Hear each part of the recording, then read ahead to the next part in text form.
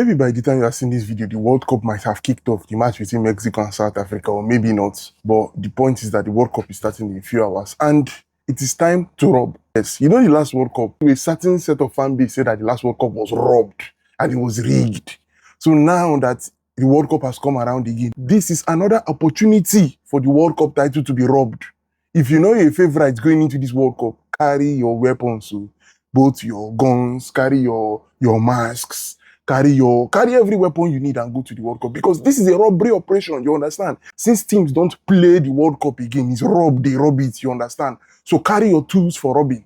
Yes, the likes of France, the likes of Argentina, Spain, England. As long as you're favorite, you know yourself. Like I said before, my last prediction, I said I feel that Argentina and France will return to the final again.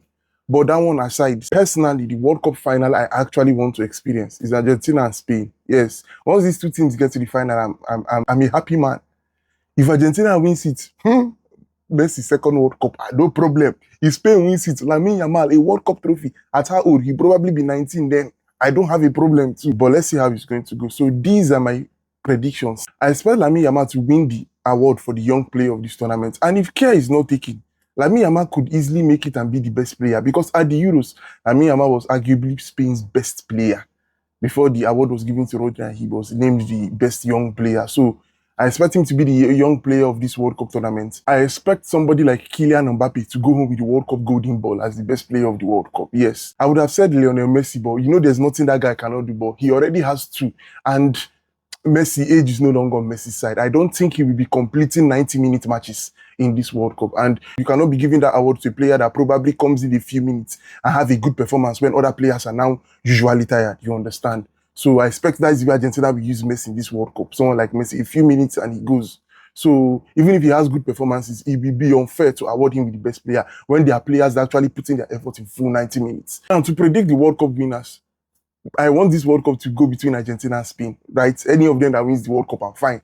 That is my own personal preference. Then for the flop of the tournament, for the country that will flop, I am seriously looking at England, because when does England not flop with the whole squad? I'm seriously considering England as the flop of the tournament.